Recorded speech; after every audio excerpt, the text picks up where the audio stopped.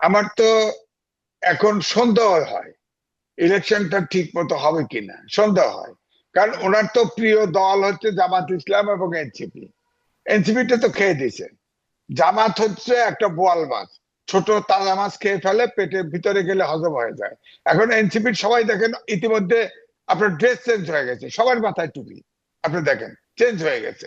অর্থাৎ তারা বলছে 11টা দল এক জায়গায় করছে যে ইসলামিক ভোটগুলোকে এক বাক্সে ফেলবে। ইসলামিক ঐক্য জোট বেরিয়ে গেছে, এক বাক্স আর থাকে নাই।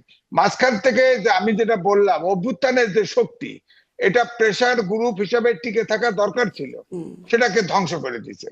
এটা নিশ্চয়ই ডক্টর মোহাম্মদ ইউনূসের, আমি অনুমান, প্রমাণ নাই, হতে পারে যে তিনি হয়তো সায় দিতে। কারণ এনসিপি দেখেন না, উনি একবার বলছিল ওই যে রিজাইন করব, তখন কিন্তু নাহিদ ইসলামকে ডেকে তার কাছে পরামর্শ নিছে, বা তার কাছে নাহিদ ইসলাম না করতে রিজাইন করে নাই। উনি তো রিজাইন করবে না। এখন উনি তো রিজাইন করবে না, কারণ উনি প্রথম থেকে শুরু করে এ পর্যন্ত যদি কিন্তু তবে ছাড়া কোনো কথা বলে নাই, যার ফলে তিনি জনগণের কাছে একজন অবিশ্বস্ত লোক হিসেবে পরিচিত হয়েছে। উনি যা বলেন সেটা পুরোটা আর বিশ্বাসে নেয় না। এই জন্য আমরা এখন ঢাকা শহরে রিক্সা উঠলে বলে বলে ইলেকশনটা কি হবে, এখনো বলে। আবার দ্বিতীয়টা হচ্ছে অভ্যুত্থানের শক্তির ভিতরে দ্বন্দ্ব শুরু হয়ে গেছে, দ্বন্দ্ব শুরু। তবে ইসলামিক আন্দোলন বাংলাদেশ বেরিয়ে যাওয়ার পরে, হ্যাঁ, আপনার ধরেন ইসলামিক ভোট তো ভাগ হয়ে গেছে। ইসলামিক আন্দোলন তো শেখ হাসিনার সময় নির্বাচনে অংশগ্রহণ করেছিল, সেখানে একটা মিনিমাম একটা সেন্টারে 5,000 উপরে 25,000 পর্যন্ত ভোট পেয়েছে। এই ভোটটা তো বেরিয়ে গেছে। আর 3টা ইসলামিক দল আছে বিএনপির জোটের সাথে। আর এখন আর 10টা, প্রধানত একটা দল জামাত ইসলাম, আর বাকিগুলোর ভোট তেমন নাই। এটা মিলে আছে 10টা দল একদিকে, অর্থাৎ 3 ভাগে বিভক্ত হয়ে গেছে। এই মুহূর্তে আমার ব্যক্তিগত অপিনিয়ন হচ্ছে নিশ্চিত ভাবেই বলা যায় সিট কম হোক আর বেশি হোক, বিএনপি আগে যেমন সম্ভাবনা ছিল, কি হয় কি হয় এবারে আমার তো মনে হয়। শুধুমাত্র সিটি ব্যাংকে অ্যাকাউন্ট থাকলেই করতে পারবেন গুগল পে, তাই অ্যাকাউন্ট খুলুন আজই।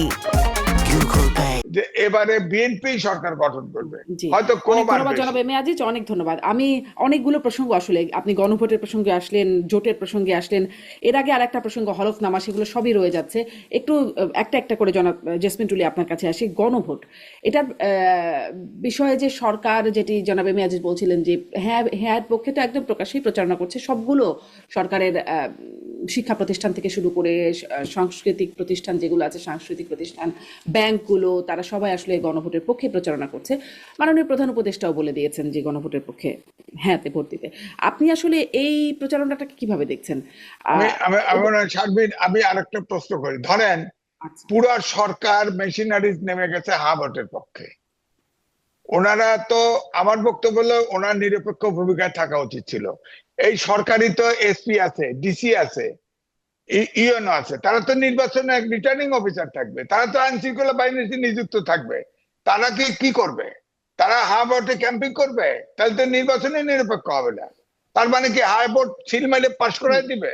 এটা তো প্রশ্ন থেকেই যাবে এই নির্বাচন। অর্থাৎ তারপরে আমার বক্তব্য হলো তুলেপা অত্যন্ত বিজ্ঞ, আমি তারপরেও বলছি এই সরকার সাংবিধানিক সরকার, সংবিধানের 106 অনুচ্ছেদ অনুযায়ী ওত নিয়েছে। এই সরকার সংবিধান সমুন্নত রাখার জন্য ওত নিয়েছে। এই সরকার তো সংবিধানে যে জিনিস নাই, সংবিধানের সাথে সাংঘর্ষিক, সেটা তো সংস্কার করার ম্যান্ডেটই নাই এই সরকারের। তিনি এখন একটা আদেশ দিয়ে, প্রেসিডেন্টের আদেশ দিয়ে আপনার এই 3 দফার মধ্যে 84টা 3-4 দফার মধ্যে দিয়ে হা না ভোটে, আদেশের উপরে হা না দিবে। আপনি বলেন কতটা জি, অবৈজ্ঞানিক, জি। কতটা অবৈজ্ঞানিক? আপনি, আমি জি, 84 প্রস্তাবে 84তে একমত হবো? আমি ভোট দেবো কি করে? আমি তো বাধ্য হয় না ভোট, আমি ফিজিক্সে সায়েন্সের ছাত্র, উনি তো সায়েন্সের ছাত্র না। সায়েন্সে এই ধরনের অবৈজ্ঞানিক প্রস্তাব আসতেই পারে না, আসতেই জি, পারে না। এটা একদম একটা স্পষ্ট অবৈধ। জনাব এম এ আজিজ, অনেক তার ধন্যবাদ। আমি হ্যাঁ, একটু আপনার এই প্রসঙ্গগুলো আমি একটু জেসমিন টুলির কাছ থেকে স্পষ্ট হই, আপনি আসলে গণভোট প্রসঙ্গে কি বলবেন?